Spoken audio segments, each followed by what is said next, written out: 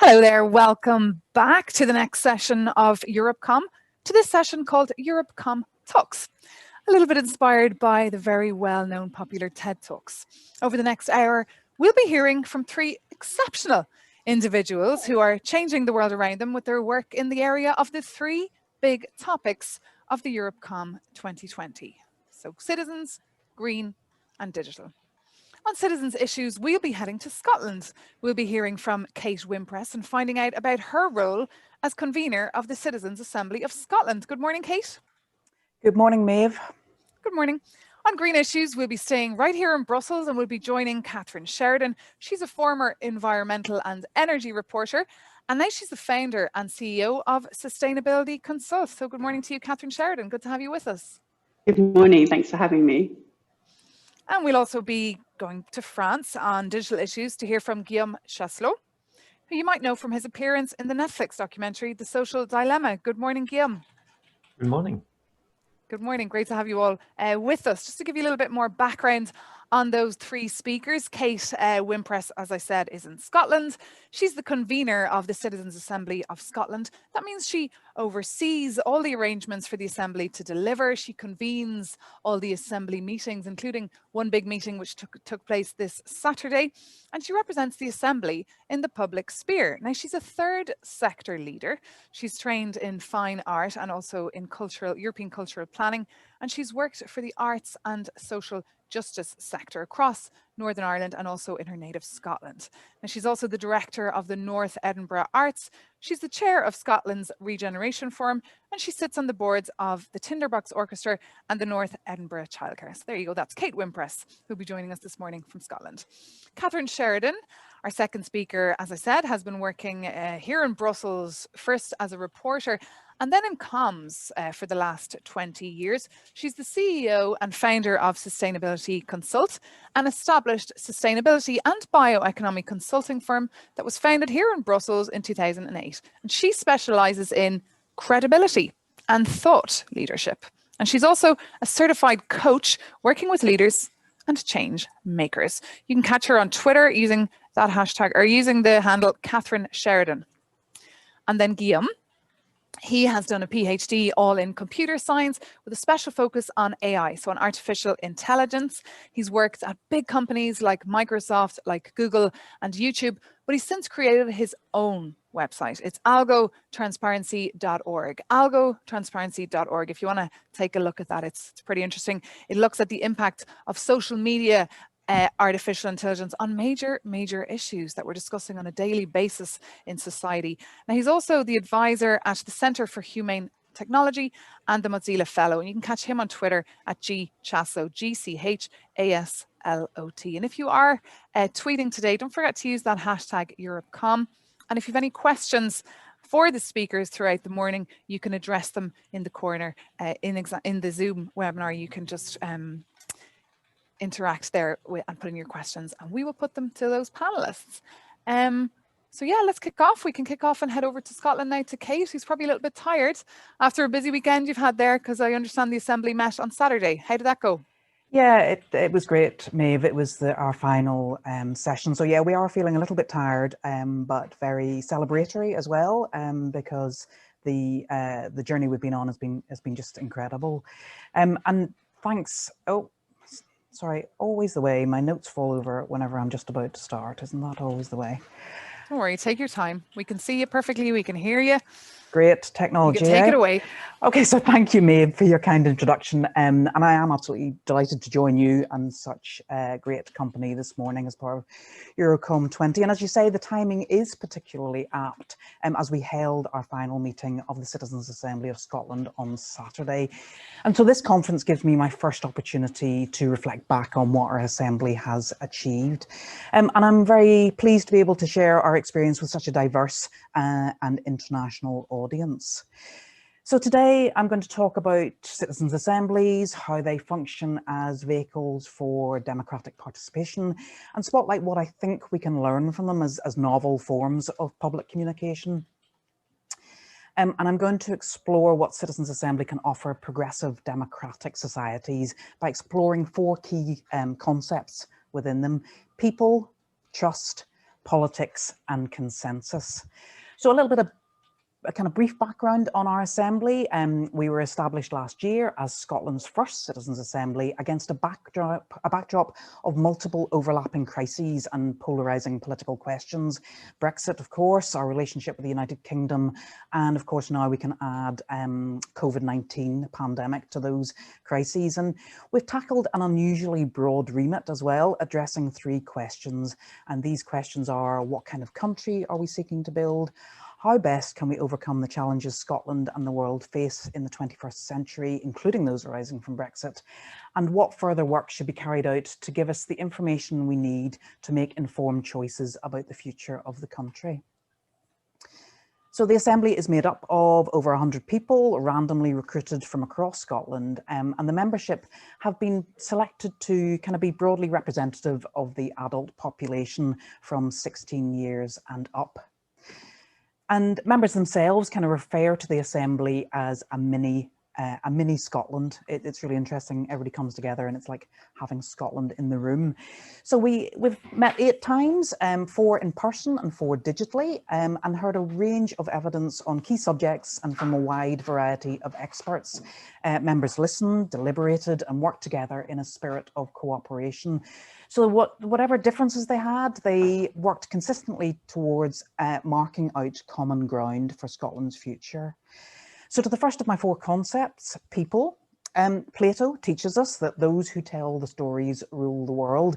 And I think this really gets to the nub of what citizens' assemblies are about and what they can offer to us.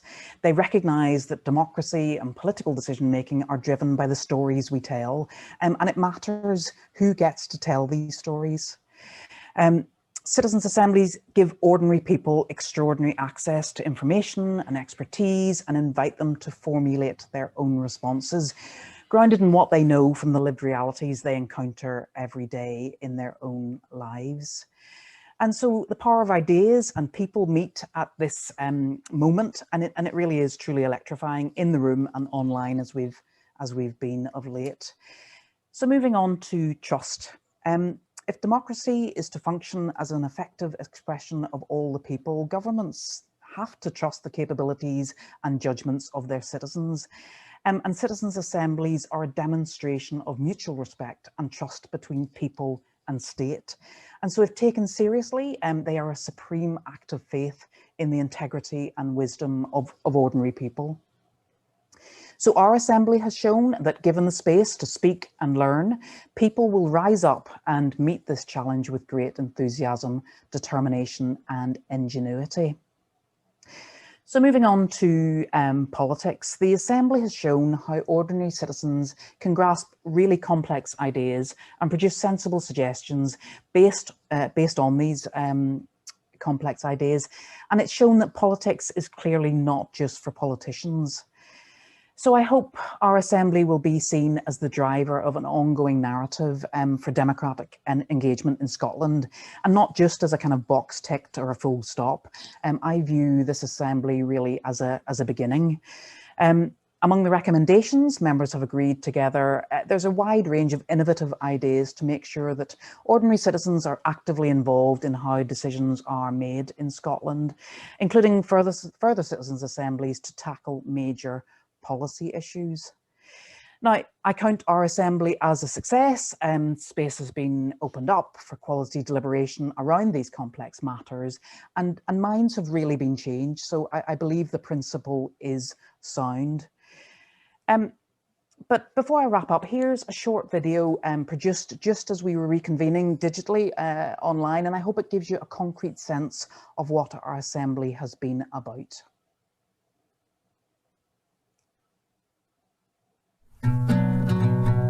Last year, over 100 people from right across Scotland gathered for our first ever Citizens' Assembly. Together, we took on a big job.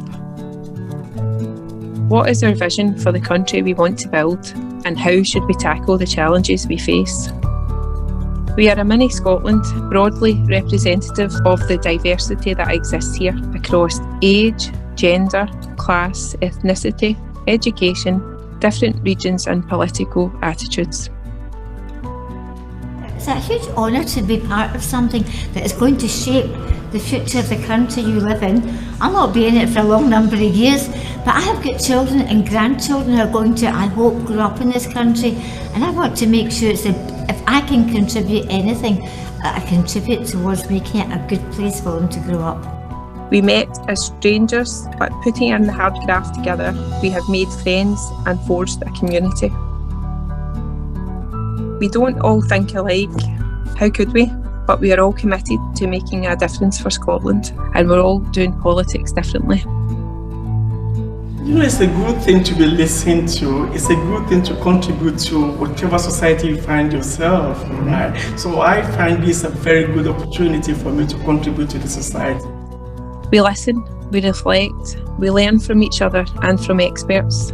We share what we know from our own lives and our own values. We find the common ground amongst us. I have chosen Scotland as my home, so I feel privileged. I can contribute to build it in a different way than I was doing so far, so it feels immensely important. I think you need more of this. I think this is a good thing for the country. We were building our vision for Scotland piece by piece, and we were actually nearly there. The COVID pandemic has held us back a few months. It's been a time of pain and loss, a time of sorrow. Not many of us have lived through such a crisis, and it brings even more big questions for our future. Our Citizens' Assembly is getting back up and running to set out a roadmap for our country. We're looking for a way through, and we're going to get there together. Like, we've kind of made like friends for life now, and that's just coming from like two complete strangers who live nowhere near each other. And I think, you know, I feel quite proud that we're able to make these changes. It's quite crazy, you know, we are. But I feel that like it's been really something that we can, it's memories that we can share, but we have made changes. Yeah. Welcome back. It's time for the Assembly to meet again and finish our journey. Let's make citizens' voices heard for the future of Scotland. So, as you can see there, it's the members that are the compelling voices, and at every step of our journey, we have found those voices just speak from the heart, and they've been by far the most effective way of communicating what the Assembly is all about. So they're skilled and thoughtful advocates for their work. And everyone can recognise someone a wee bit like them within the Assembly. You know, there's somebody like everybody from across Scotland in the Assembly. And so when we speak of doing politics differently through the use of citizens' assemblies, we mean that it's possible to reach through the babble of discordant voices that often characterises political discourse and move into a calmer, more reflective and constructive way of resolving our issues. So we've considered a balanced range of evidence and then carefully and respectfully worked towards reaching a consensus. And we've set aside our preconceptions and create the space for our essential humanity and the things that we have in common to grow and take root. And I think that's the key, it's that we've got more commonality. What we have in common is definitely greater than what apparently divides us. And this is a simple but enormously powerful thing to witness, an act which has been of particular resonance, I think, in such troubled and divisive times. So I'm going to read a quote of one of our members, which I think encapsulates that. Sometimes you sit at a table and you get so frustrated, but at other times you feel so humbled by what you've learned at this assembly. We've all learned to be more patient and tolerant, and every group I've been in, we've come to an agreement at the end. Nobody has left on bad terms. And I think that's proof that this works. We care about each other and this country. And I think that kind of summarises it all. So to draw my talk to a close, we're not yet in a position in Scotland to know how effectively our recommendations will be acted on by government and Parliament, but the Assembly is the authentic voice of the people of Scotland, and I'm confident and hopeful that the Assembly's conclusions will prove a cornerstone as we rebuild from this pandemic towards a better society. So thank you very much for listening. I'm very much looking forward to hearing any questions and also hearing from my fellow panelists today. Thanks. Thanks, Kate. I certainly have a couple of questions, but if you have any questions, do tap them in there to the chat at the corner there of the Zoom webinar, pop them on Twitter using the hashtag EuroPCom. Kate, you said 100 people there were selected randomly. How did that process happen exactly? Well, we went out and knocked on doors. There were 10,500 people kind of engaged in that initial contact. And then we had a very careful set of criteria to ensure that we had a kind of this representative group from across the country. And if anybody's interested in the kind of nuance and detail of that, it's available on the citizensassembly.scot website. So, but it takes roughly age, gender, voting intention, and kind of area from rural against urban, and kind of educational background as well. And Kate, we could see there in that video, people were absolutely delighted to be there, to give up their free time to participate and feel like they're being heard and that their voices is actually part of the process. Tell us about the fact that they don't even get paid to do this, and the impact this is having on them, that they just feel part of something, I suppose. Yeah, I mean, and people are incredibly proud to be a part of their country's future and to kind of gather together. Now, people get a gift of thanks to kind of make, we've taken a lot of these people's lives. We've been meeting together since September 2019, and COVID-19 obviously had an impact on our work, and we decided to get back online and finish our work. So we've been together for, 15, 16 months. But I think there's a sense of wanting to contribute. And I think there is also, once people got over the first weekend and kind of got to know each other and really understood what we were trying to do and what they were trying to do, there was a commitment to each other. And that has come through very clearly in our dealings with each other and when we were meeting in the room and how we've met online, but also a commitment to each other in terms of their vision for the country and the recommendations. People genuinely care about each other, and I think this has given us a kind of conduit to write that down formally. And Kate, you said people didn't leave there on bad terms, but we know that the UK and Scotland as well is very polarised right now when it comes to topics like Brexit. Can you bring us in a little to the Assembly and talk us about the times when it did get heated and what exact issues it got heated on? Well, I think obviously there's different decisions and different feelings and different backgrounds, and we were very careful to recruit the Assembly members based on voting intentions around Brexit and around independence, to make sure that we had a fully independent and representative group of people from Scotland. So obviously there were debates and discussions within the Assembly itself, and also during the kind of coffee times and meals, about people's different perceptions on how our country could move forwards. But our remit was wide enough that we were looking at people's daily lives and how they wanted to see their country through a lens of Brexit and through a lens of independence. So we didn't face it up head on, but people got to think about how they wanted to see the next 5-10 years through the lens of where they were coming from. And although people got heated, there was never any falling out, because genuinely what people wanted was a better country. Now, there may be a number of different ways to get there, but people understood that they had to care for each other. And I think that was quite refreshing and quite slightly surprising, because we thought it was going to be slightly more at loggerheads, but really that is not how people deal with each other whenever they kind of understand each other and get to know the other. And I think it's about unothering people, if that's not too clunky a term. Very harmonious there, considering we're so used to seeing politicians really at loggerheads with each other. We've lots of questions for you, Kate. Sorry, Maeve, I was just going to interject there. Actually, we had a politicians panel as part of one of our meetings, because that was a request from our Assembly members, and nearly we had the majority of the political parties in Scotland attend. And actually, one of the reflections afterward from the politicians that it was incredibly refreshing for them to be in a space where they weren't being where they didn't have to be politicians, and they thoroughly, I think if we could share some of this collaborative and deliberative space wider, I think that would be a very good thing. We have a question there from Graham. He's asking if the members of the Assembly get paid, or are they all volunteers? I think I can answer that. They're volunteers, right? Well, they're volunteers, but they get a gift of thanks to cover their time. You know, at a weekend when we were together in one venue, we were taking up people's time from a Friday afternoon to a Sunday evening.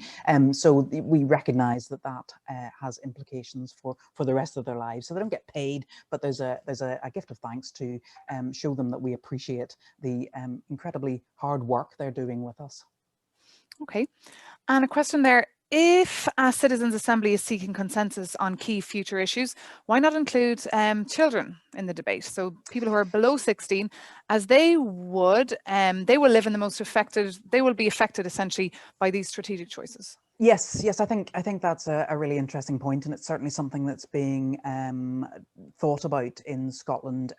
We made the decision to work with people from 16 and up. As you'll know, the voting age in Scotland was 16. So we worked with adults 16 and over, and we did discuss it with the Children's Commissioner. And interestingly, there's a Scotland Climate Assembly underway at the moment, and they have had a lot of input from young people from across the nation, because you're right. I think that the mechanism of our deliberations wouldn't have worked to have people under 16 in the room with us, but I think you're right. Deliberating on how to get the younger people's voices into that space is incredibly important. Okay, question now from Nuno Aguiar. Dear Kate, randomly selected citizens' assemblies are a significant advance in the democratic process.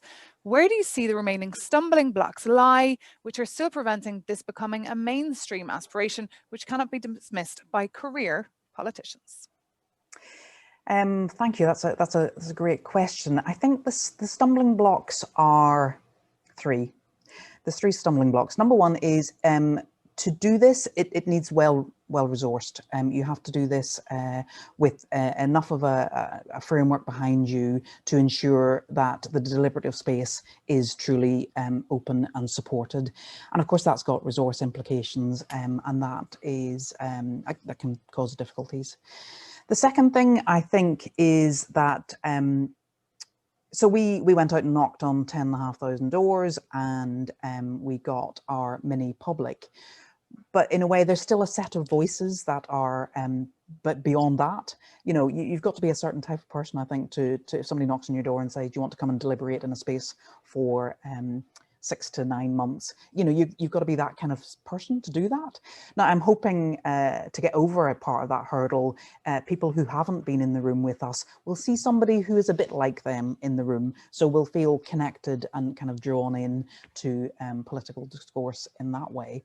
And the third thing, I think, which is part of my talk, and I think it's the biggest thing, is that for a citizens' assembly, you know, those in the political classes need to trust their citizens, and they need to give up. They need to give something up to gain from it. And of course, that's you know, we've got hotly contested political arenas at the moment, and it's to give that trust is a very meaningful and complex thing. And so I think that may be the issue that is could be troubling in times future. I think Scotland has really embraced this process and obviously put their faith in it, and I am incredibly honoured and proud that our country has decided to do that. But I think you do have to trust your citizenship, and you know, that's well, I'll leave that there. Trust your citizenship, indeed. Kate, I have loads more questions for you, but we're running out of time. If we've time a little bit later, we will come back to you, so don't go anywhere. Stay with us as we move on now to hear from Kathryn Sheridan, former environment reporter and now the founder and CEO of Sustainability Consult. Kathryn Sheridan, hi there, and take it away. The floor is yours. Can I just check that you can see my slides? I can see your slides, yeah. Perfect. Awesome. Off you go. So I'm speaking today to the communicators in the conference, and I want to put the question to you: if you are a communicator or a change maker. So as communicators, I feel that it goes into two different schools of thought. Some communicators can be quite inexperienced, quite junior, and very many organizations in Brussels are known for hiring interns and inexperienced juniors to do the communications. And then they're really seen as a tool. They're part of the machinery. You know, they do as they are told. The manager or the Secretary General, for example, will tell them, this is what we're going to communicate, and you are going to push that message out. And we see in Brussels still a lot of really bad communications. And this is part of a broader issue about communications not being valued. And now I think that if we continue like that, our jobs as communicators will soon be a thing of the past. If we look now at logo design, translation, photography, there are a great many things where people believe they can get just as good a service from an app as from a real person. Well, I don't agree, of course, but that is the prevailing thinking these days. So either you're a communicator that is a tool in the machine and you're just doing as you're told, or you can be the type of communicator who's contributing to real change. And thankfully in Brussels, we do have some really good communicators, senior communicators who are involved in developing strategy and developing messaging, and they're really part of the senior management team. So what would it look like to be a change-making communicator? I believe that communicators can be change makers, and I believe that communicators should be change makers. And what that takes is credibility. My view on being a change maker is that it starts with credibility. And credibility builds trust. Credibility means that what we are saying, what our organization is saying and doing are believable. And this is how we build trust with our audience. So I've been working on credibility for many years. I started out as an environment journalist in Brussels 20 years ago. And I've always talked about this balance between credibility and visibility. So you can't have one without the other to do credible communications. If you have a lot of visibility and no credibility, that can really lead to hype, and that can backfire later on, especially when we're talking about sustainability or trying to make change in the world. If we have a lot of credibility but no visibility, that doesn't work either, because nobody will hear about the great work that you're doing. So after many years of working on this balance between credibility and visibility, I developed something new called credibility consulting. And credibility consulting is advisory and thought leadership for leaders, companies, and other organizations, also brands. And we advise on their strategy, their message development, their communications towards partners, and so much more. This is the type of work that you as a communicator can also be working on. It boils down at the end of the day to this one question: are you credible? And out of that work on credibility consulting came the credibility audit. And that is where we go in and we review the messaging and the public perception of an organization, and we identify the risks to the reputation. Now, I think I'm a changemaker communicator, and I think that there are 3 elements to being a changemaker communicator. Firstly, being a thought leader, being credible, and then building community. And I'll go into these a bit more. So I can tell you that I'm a thought leader. So here a few years ago, I did a TED talk at TEDx Ghent.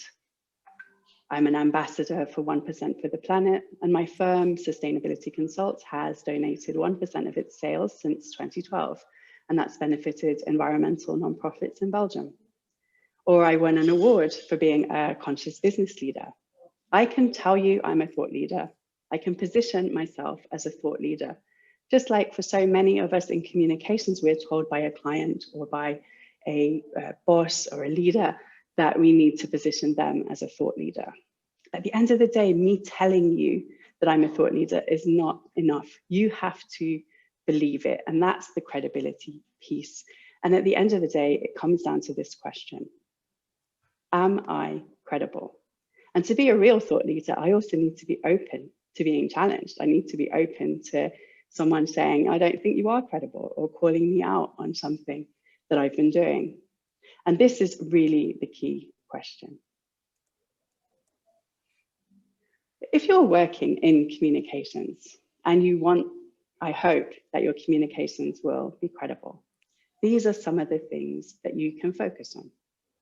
First of all, having what we call a killer Q&A, And that's where we test the messaging of an organization for credibility. I've been in journalism, I've been asking tough questions my whole career. So we ask those difficult questions that you might get from various stakeholder groups. We test the messaging, we do media training, and we work on that balance between credibility and visibility. And my third point was community. Now, I don't believe that everybody has to start and run their own community. But since the beginning of Sustainability Consult, we've been building community in Brussels. And then during the first lockdown, I saw that it's always been hard to find work and meaningful work in Brussels, but I saw that people were really struggling during the first lockdown. And so we put together a workshop on Find Your Green Job in Brussels to give extra support to the community. So I'm saying, I don't think you need to start your own community necessarily, but for just finding ways to contribute, finding ways to be of service and to lift other people up and empower others, I believe is really part of being a change maker communicator. And for anyone in Brussels, you're very welcome to join us in the Green Drinks Brussels community. So I do see myself as a change maker, but I'm a change maker who just happens to be a communicator. To me, it's not all about communications first. It's always been about sustainability. It's always been about trying to make a difference in the world. So I just happen to be a communicator. Because to me, communications is just a tool. And the most important thing is the message and the intention and the credibility of that message. Well, I'm also certified as a coach this year because I wanted additional ways to help leaders and change makers move forward.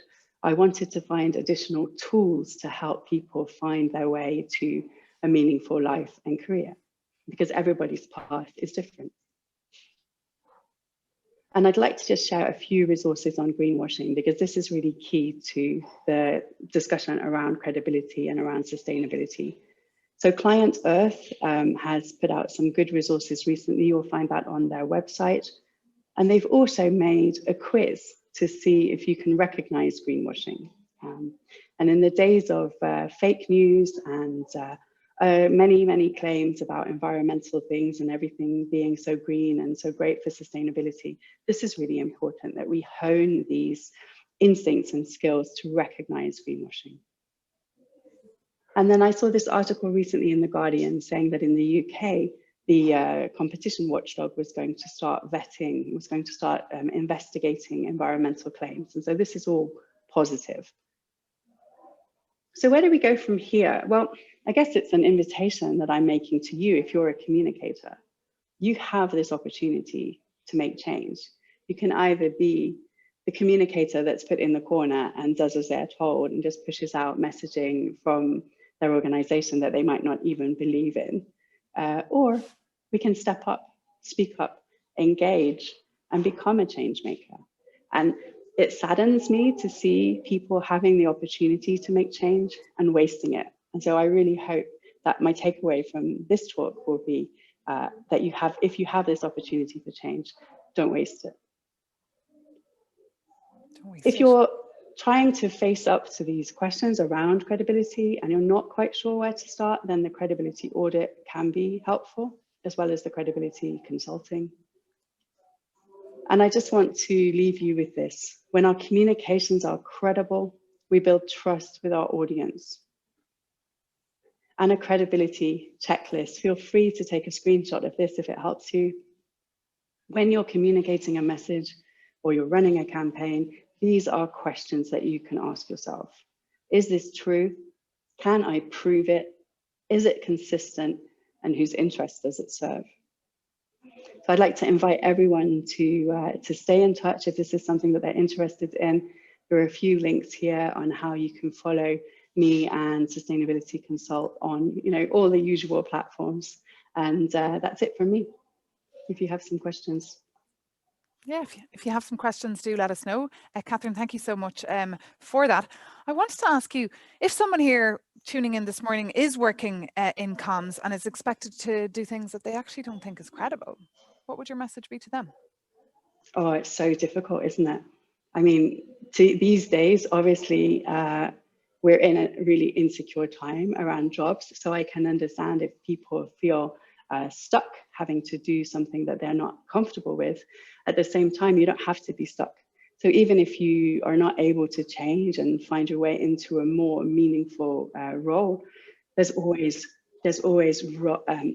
space to challenge. It doesn't have to be an aggressive challenge. It doesn't have to be, you know, an impolite challenge, but there's always room to just talk to the people that are giving you the messaging. They might not have that same credibility radar that you have. They might not have tried to develop their own understanding around greenwashing and around credibility. So I would always encourage people to just have the conversations and invite discussion around things. I think when we are not coming from a place of integrity and coming from a place of credibility, we feel that, you know, things feel off, and you might be able to push that under for a while. You might be able to tolerate that for a while, but at the end, it comes back to bite us. So it's really in our interest to speak up if we feel that things are not right. And that's not just in communications. I really believe that that's right across everything we do in our lives. If we see something that is off, we speak up. And what more have you got out of your work since you became a so-called change maker? That's a really great question. I think I've always seen myself as wanting to make change. I think that my principle for work has always been to do good and make a difference. And that might sound a bit airy-fairy, but I also recognize that there were so many different ways that I could do that. The way that I do that for the last 12 years since I set up Sustainability Consult is through communicating on, you know, more sustainable technologies, more sustainable projects, and so on. So I feel very much that my values are aligned with the work that I'm doing, and I'm very happy to be able to contribute to the community, also the environmental community in Brussels and other communities that I'm involved with, and just helping to move things forward and encouraging people, and maybe giving people the courage sometimes to stand up and say if they're not comfortable with something. We've questions coming in for you there. Kathryn, Sheridan, I've one there from Nuno Espirito Santo. Dear Ms. Sheridan, what realm do you think suffers from the biggest lack of credibility? Thank you so much for your answer and for your presentation. Which area has the biggest lack of credibility? So I tend not to mention, you know, individual companies or individual sectors, just because it's quite hard to speak for an entire sector. But we do see in Brussels even that there's still a lot of greenwashing going on. I mean, the reason I set up Sustainability Consult already 12 years ago was because of the greenwashing that I was seeing. Everyone communicating on sustainability or on environmental issues with birds and butterflies and babies, you know, and in a way that really wasn't credible. And so it was my goal to eliminate that. Well, of course, single-handedly, I didn't manage to eliminate all greenwashing. So it's difficult to mention one sector over the other, but I do see that there's a lot of big industry which is trying to appear like they're doing the right thing. And then I would really speak to the people working in those companies, because they know that something is off. They know that there's a sustainability policy or a sustainability report, but maybe the company in the everyday choices is not living by those values that they say they have. I hope that answers the question. I think it does, yeah. I'll just bring in one more comment, not a question, just a comment, and then we're going to move on to Guillaume from Martin Monco saying, don't you think that many people out there are tired with changes? They don't look for change makers, but rather stability makers. Just a comment there from Martin. Kathryn, I'm going to thank you for the moment and move on now to our final speaker, to Guillaume Chaslot, who you might, as I said, know from his appearance in that Netflix documentary, The Social Dilemma, where after, if you saw it yourself, you probably just wanted to pick up your phone and put it in the dustbin. Guillaume Chaslot, good morning to you, and thanks so much for being with us here at EuroPCom Talks. Take it away. The floor is now yours. Thank you. So today I'm going to talk to you about the top artificial intelligence AIs are Facebook and Google, and to show how they impact the civic discourse. I'm going to show also how these AIs came in some cases to promote hatred, conspiracy, and even pedophilia by the millions.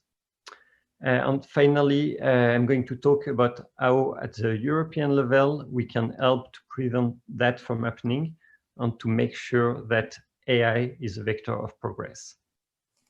So when people think about AI, they often think about self-driving cars, fraud detection, or killer robots. Like the reality of AI is that it's actually the first use case is to curate our information. At YouTube, the AI decides of 70% of the views. That's the views that are in the recommended videos on the right of the video or on the home page. So I was working on this AI. At Facebook, there's an AI that curates the newsfeed algorithm. So you don't see all your friends, you only see the friends that the algorithm wants you to see. On Facebook, you also have group recommendations, so which has been like the killer feature of Facebook. So many people don't know about groups because they don't participate in groups, but a lot of people do participate in these groups, and they got recommendation of groups by the AI. And a large proportion of these groups are joined because of a recommendation of an AI. So what do this AI want you to do? These AIs are optimized for engagement, so which means watch time and clicks and interactions. So how is that going to impact the civic discourse? Well, the AI is going to make the decisions that are the best for itself. So why did it choose engagement? Because engagement is actually the best for advertisers. The more people are engaged, the more they are addicted to the platform, the more you can show advertisement. So that's the business model of Facebook, in which you're a product in a way that is being shown advertisement. And this amount of money is actually really small. YouTube earns about 4 cents per hour when you watch YouTube, on Facebook around 20 cents per hour. So the AI needs you to spend a lot of time on the platform to make it worthwhile. To see that this AI doesn't have your best interest in mind, you can do the following. You can think, what if you had, like in 5 minutes every day, the perfect video that resumes all the information you want to know really fast, really efficiently? Would the AI recommend this video? No, because it would make you stay only 5 minutes on the platform. So instead of that, the AI is going to show you some cat videos, some things that are going to make you waste your time, things that are going to make you polarize, because when you're polarized, you engage with the platform, you're upset, and you stay longer on the platform. So I started noticing that type of behaviors like a few years ago, when I started to realize that the AI was actually promoting flat Earth conspiracy theories more than rounders videos.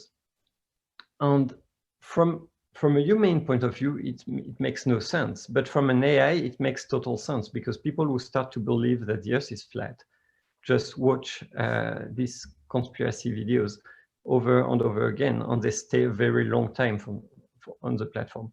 So from the point of view of the AI, those were gold. So we also saw some problems on Facebook. So on Facebook, as I said, a lot of joins on groups are from AI recommendations. In particular, in 2016, they made a survey that 60% of extremist groups join came from the AI. So basically, the AI of Facebook had multiplied extremism by at least a factor of 3. So that was really concerning. There's also like civil war problems that occurred both on Facebook, YouTube, and Google. So on Facebook, on YouTube, you had a lot of QAnon groups that sometimes promoted civil war in the US. In France, I saw some videos that said the civil war will be bloody, that got recommended millions of times by the AI because it's a perfect clickbait. So there's an atmosphere of civil war that is everywhere in Europe and in the US that is being pushed by those AIs. And it's very hard to fight against that from the inside of tech companies because it's against their business interest. There's also anti-vax, a lot of anti-vax narratives that have been pushed by YouTube on Facebook. Like I noticed videos that were very emotional, showed you little babies that got autism after having vaccines. Of course, it's just the parents correlated the autism with the vaccine. There was no scientific proof, but when you saw the pictures of the little girl, it was very emotional. And even if it was just a coincidence, the AI decided to recommend these videos by the tens of millions of times.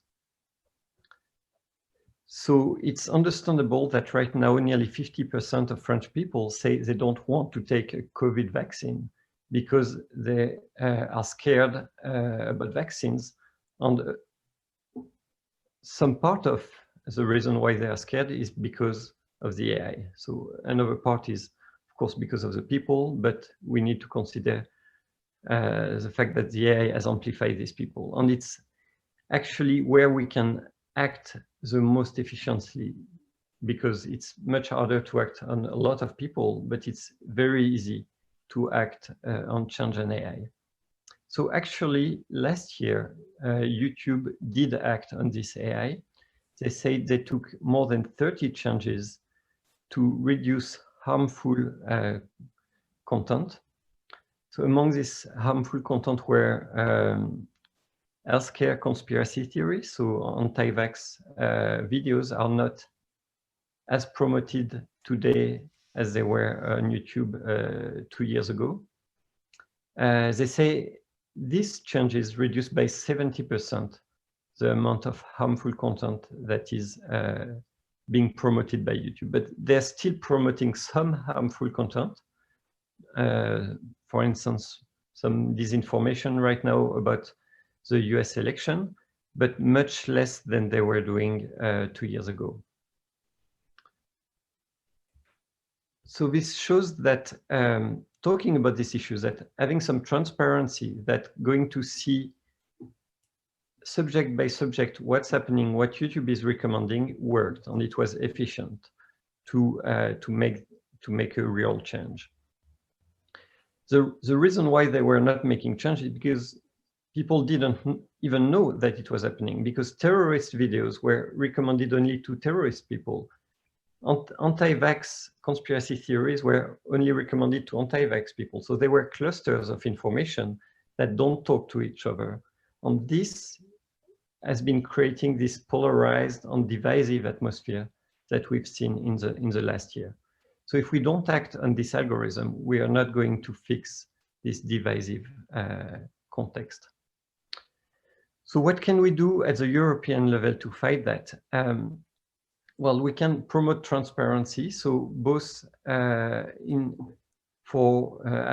more non-profits look at what the algorithms are promoting, have more research from universities, and also make users more aware that the interest of the platform is not the interest of the user. And at the European level, Europe can be stronger against big tech corporations and challenge them to get the interest of the user first.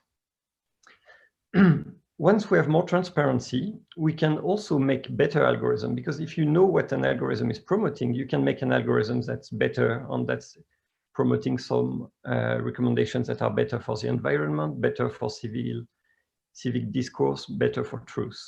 But right now, we can't even measure that, so we can't make alternatives. So we can't have European alternatives yet. So as a conclusion, transparency is the first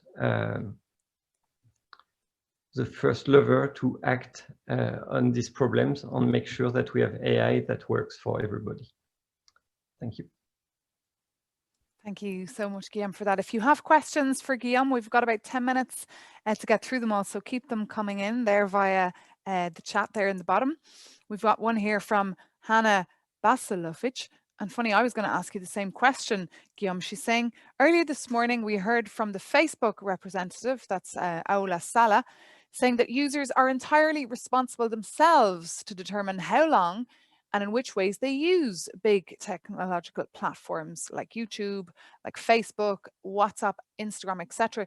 Do you agree with that on placing all the burden of responsibility on users? Yeah, that's what Facebook and Google has been doing for the last 2 years, placing all the responsibility. So they have all the power to decide what gets recommending, and the user has all the responsibility. And no, they don't give you tools to help you moderate the amount of time you spend on YouTube and on Facebook. They don't give you a tool to tell the recommendation engine, I want more ecology in my recommendation. I want more kindness in my recommendation. You have no tools to control your feed. So they don't give any tools to control. So no, that's not true that we are responsible. And what about yourself and your personal usage, Guillaume? Do you use Facebook? Do you connect with your friends and your family and exchange photographs on WhatsApp? Yeah, so Facebook, I use Facebook, but what I did is that I unfollowed absolutely everybody on Facebook. And then I followed back only a few important people in my life. So my Facebook usage used to be 1 hour. And now, thanks to that, it's only about 5 minutes every day. So I keep in touch with the people who I really care about. And I don't waste time seeing stupid arguments around the globe. And Guillaume, the European Commission is coming out with their Digital Act. I think it's on the 15th of December. We're planning to hear from them. What are you looking out for in that exactly? And what would your message be to lawmakers when they're drawing that up, when dealing with big tech platforms, who obviously they have a rather complicated relationship with? Yeah, so there's been a lot of push for removing content. So in Germany or in France, like removing content within 24 hours. And I think it's not about content moderation. I think it's about algorithmic amplification. So if an algorithm decides to amplify a conspiracy theory by the millions, it's going to be really hard to fight these conspiracy theories. So instead of asking that the conspiracy is removed from the platform, which in a way, conspiracy is a free speech, we should ask that the conspiracy, that we have metrics, how much this conspiracy is promoted. Because if we know how much it's promoted and it's a very harmful conspiracy, then people are going to be mad at YouTube, or they are going to be mad at Google. So we need more transparency on this algorithmic amplification, not more content removal. And how can we get then more transparency? Do we need more binding regulations with teeth? Yes, we could actually have binding regulations that ask the platforms how many times they promote each content, how many times people were recommended to join an extremist group. That should be public knowledge, because they claim to be platforms. So if they are platforms, they should be transparent. And what are you looking out for next year? What kind of trends do you see happening on these platforms? I think we've seen, like with The Social Dilemma and many other movies, we've seen a lot of people are starting to care about this issue. So they are starting to ask more transparency to the big tech platforms. So I think that's going to come both from regulator and from the public opinion. They will have to give more transparency, and that will be very beneficial in the long term. We also will see more alternative algorithms, because people will realize that the change is not going to come only from these platforms. We need competition, we need better startups that actually take care of the user instead of having a business model that is just based on ads. And we've seen politicians are extremely reliant on platforms like Facebook, with the Italian Prime Minister earlier this year taking to Facebook to address the nation as opposed to taking to the national broadcaster. Do you think that this is risky business, or what's your take on that? Yeah, there's a risky relationship between politics on these big platforms because they have extreme lobbies. We see that they also hire people from politics into these platforms. So in a way, it's a way to tell them, like, hey, if you're nice with us, we'll offer you a job. So there's a lot of conflict of interest there. So we have to be really careful on how politicians behave with big tech, if they're really challenging them or if they're just being nice to them. We've a question here from Hannah for you. Could you elaborate, she says, on how these tools would function to give people more autonomy on what the platforms show them exactly? Yes, so they have very in-depth machine learning that computes a lot of things. So they can know how much on the left you are, how much on the right you are, how much polarized you are. So the platform could just like show this matrix and give you the control to say, no, I want control that actually kinder, or I want control, I want to see something that teaches me things, because they know exactly with machine learning how much you learn from a video, how much you regret seeing this video afterwards, but they don't care if you regret seeing it afterwards because it's still watch time and it's still ad revenue. And Guillaume, how concerned are you about the mental health of the younger generation who are spending so much time on these platforms, perhaps more vulnerable people, and they're exposed to all sorts of things and all sorts of bullying and trolling, and it's just raising anxiety levels. I mean, there's so many studies and research done this year that proves that point, that anxiety levels and mental health issues are really at the forefront due to the amount of time spent on these platforms. Yeah, when we see that suicide is skyrocketing, especially for young adults and teenagers, this is very scary. And yeah, I think it's also like the role of the parents to know that these platforms are designed to be addictive, so they have to play a role to protect their children from them, with limiting the amount of time they spend on them. And human rights groups have been saying that this digital agenda that's coming out from the European Commission could actually make or break democracy. Would you agree with that? Yes, totally. I mean, there's like a big democratic challenge. Like now platforms are breaking democracy because they are making us more and more polarized. And if we find the right regulation, we can stop that. But of course, there is also the risk of bad regulation that could also create too much censorship and too much constraint on free speech. So we have to be really careful and find the right balance there and consult with everybody to achieve that. And Guillaume, a lot of us would recognize you from your appearance in The Social Dilemma. Can you tell us more about the making of that Netflix documentary and if there'll be a follow-up? Oh, I have no idea. Like, I know it's been like the most intense filming that I've been through. Working on that, I've been questioned for a few hours. It was pretty intense. But I don't know if there will be a follow-up. I really love The Social Dilemma, how it showed the issue, but it doesn't bring many solutions. So right now we have to focus on what solutions to those problems. What can we do about them? Okay, just 1 minute left and time for one question there coming from Joanna Pannebacker. And Joanna's asking if governmental organizations should continue to use Facebook and other platforms for their own communications, or should they, like Vera Jourova a couple of years ago, the current Commissioner for Values and Transparency, she actually deleted her account a couple of years ago saying that Facebook was a highway for hatred. Yeah, so it's very tricky. I prefer right now. I prefer Twitter to Facebook because they make more steps to help the civic debate. I feel so it's very tricky because so many people are on Facebook. So I think the best way is to mitigate. But sometimes, yeah, just getting off the platform is the best choice. Okay, the best ways to mitigate. Guillaume, thank you so much for your insights there. They were absolutely fascinating. And as were those of Kathryn, Sheridan as well, and Kate Wimpress. the convener there of the Citizens' Assembly of Scotland. Thank you so much to the three of you for your time, and thank you all of you for watching us this morning, for tuning in and for sending in all your comments and your questions. Don't forget, as of 1 o'clock, the marketplace is officially open. It is the online virtual space for you to meet and greet with other communication professionals and organisations. There'll be up to 40 exhibitors there. You can find out all about their work and look for participants with similar interests to you.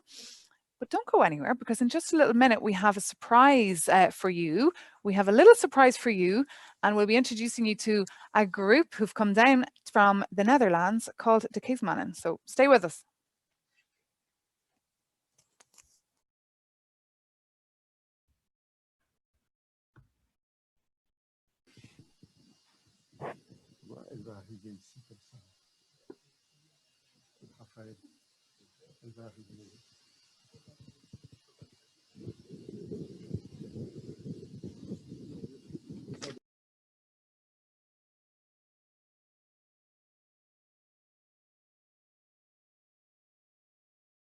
What's bringing you in our studio? Well, it's going absolutely great. We've had a fantastic morning behind us, intensive discussions about the three big topics of the EuroPCom itself. And now I'm looking for a little bit of a breather, a bit of creative ending to this morning's session.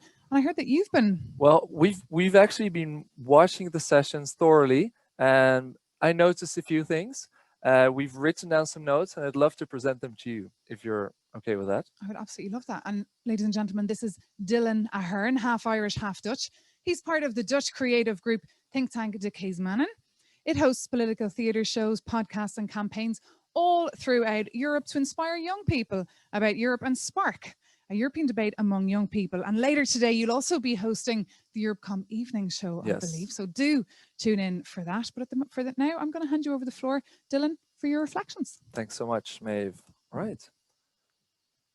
Let me tell you like it is, because it's time for reflection on our constant traction, on the people and the union, on the planet and the nation, because these relations are in dire need of reparations.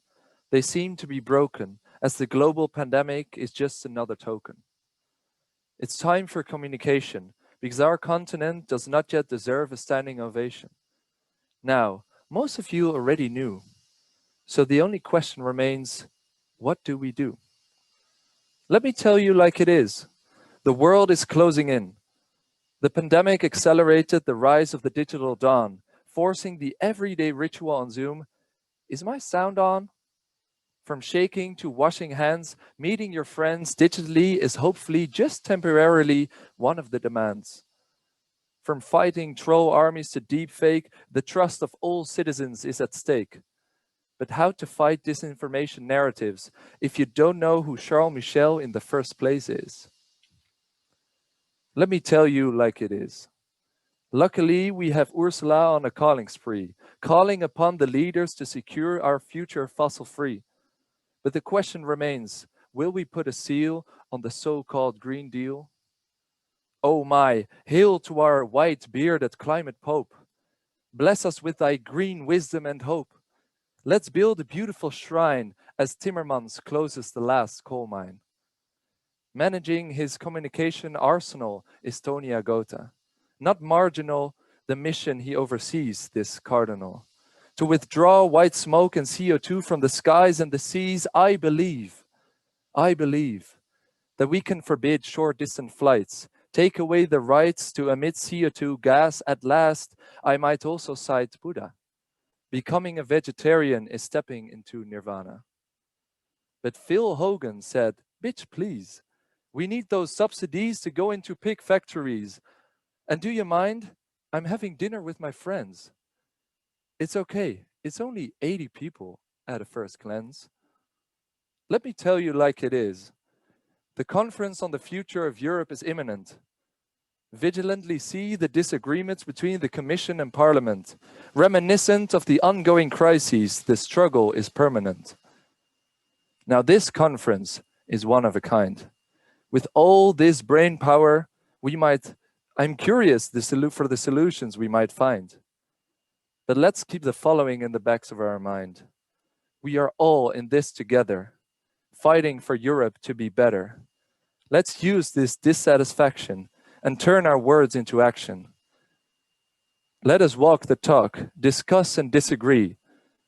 Bonne chance to all of you, but first, enjoy your lunch. Bon appétit.